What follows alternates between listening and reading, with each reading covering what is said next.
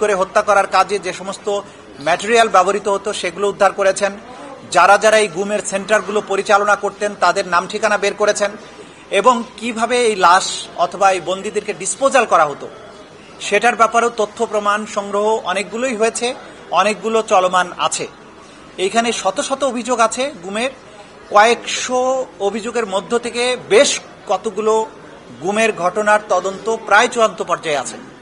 সেগুলোর তদন্ত রিপোর্ট যে কোনো সময় হয়তো আমাদের তদন্ত সংস্থা দাখিল করতে পারবেন। এটার জন্য আমরা 3 মাসের সময় চেয়েছিলাম, সেই সময় অ্যালাউ করা হয়েছে, বাট 3 মাসের মধ্যেই আমরা আশা করছি অন্তত কয়েকটি মামলার তদন্ত রিপোর্ট। এই গুমের ঘটনায় যদিও আমরা মূলত একটা মামলা দায়ের করেছি, এই একটা মামলার মধ্যে শত শত গুমের অভিযোগ আছে।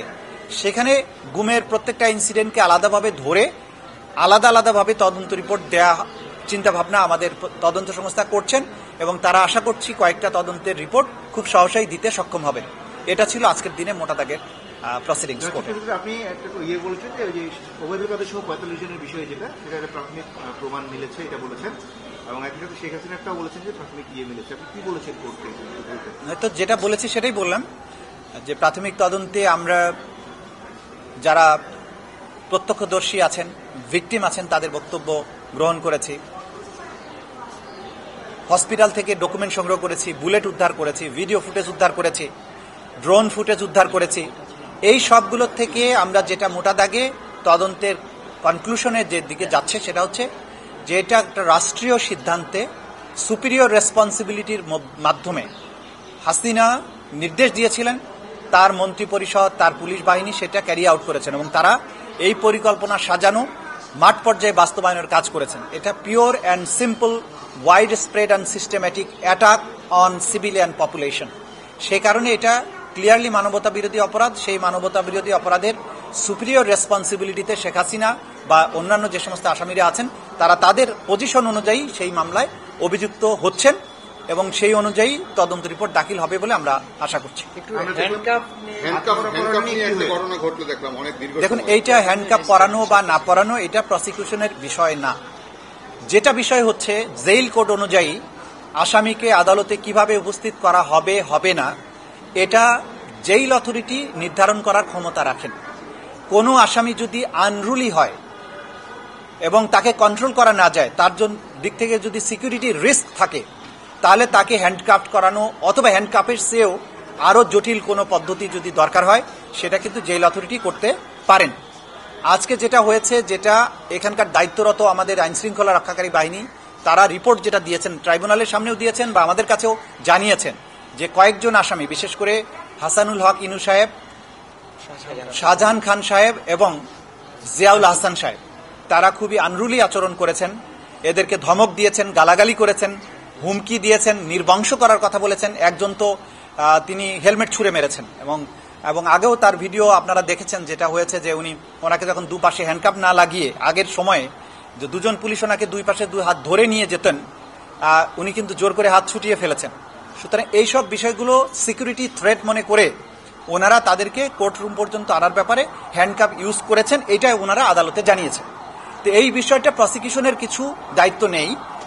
যদি প্রিজন অথরিটি এবং আইন শৃঙ্খলা রক্ষাকারী বাহিনী মনে করেন যে এই আসামিদের পক্ষ থেকে নিরাপত্তার ঝুঁকি আছে, তারা আনরুলি আচরণ করতে পারেন বা অন্য কোনো সমস্যা তৈরি করতে পারেন, আইন অনুযায়ী ব্যবস্থা গ্রহণ তারা করবেন, এটাই ট্রাইব্যুনাল বলে দিয়েছেন।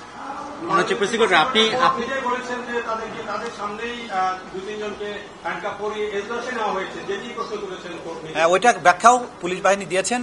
সেটা হচ্ছে যে 17 জনকে তোলার সময় গেটের থেকে একজন একজন করে খুলে খুলে তো ঢুকাচ্ছিলেন।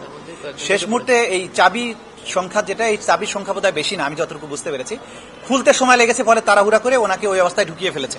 এটা তাদের অনিচ্ছাকৃত।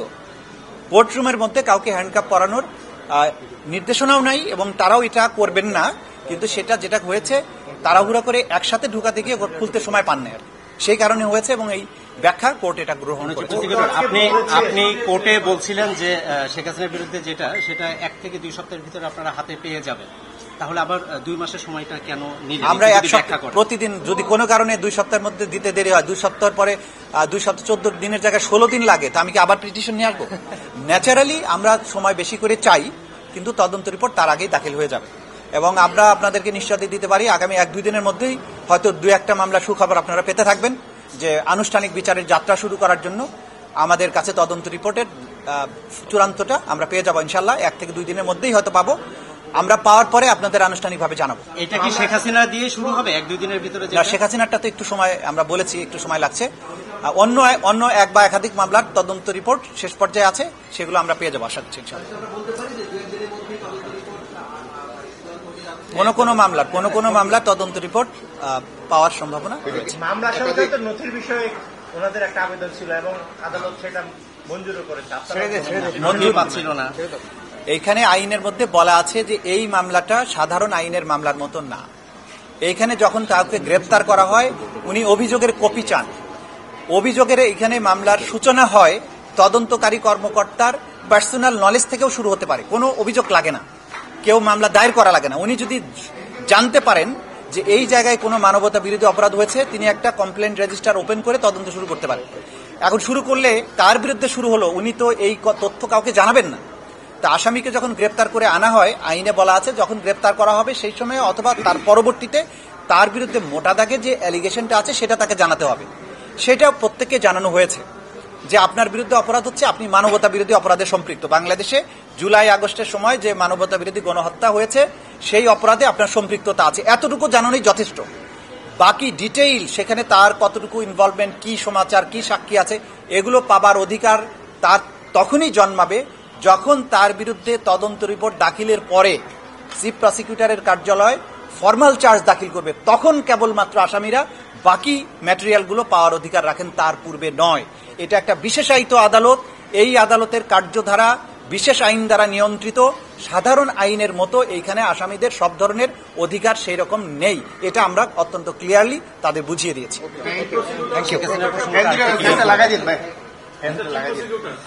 আসামিদের সার্বিক আসা যাওয়া, তাদের কথাবার্তার আচরণ, হাত ছড়াছড়ি, হেলমেট ফেলে ফেলে দেওয়া, সব মিলিয়ে প্রসিকিউশন মনে করে কিনা এটা কি ম্যানার বহির্ভূত হচ্ছে, উদ্যোক্তপূর্ণ আচরণ কিনা প্রসিকিউশনের কাছে কি মনে হচ্ছে?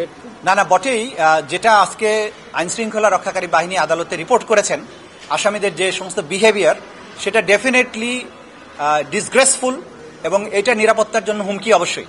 সে ব্যাপারে আমরা মনে করি জেল অথরিটি এবং আইন শৃঙ্খলা রক্ষাকারী বাহিনী যে স্থানে যে ধরনের পদক্ষেপ নেওয়া প্রয়োজন তারা আইন অনুযায়ী সেই পদক্ষেপ গ্রহণ করবে। Thank you. ভাই ফ্যান লাগা দিয়ে খুব বড় আপনারা কেমন গেছেন?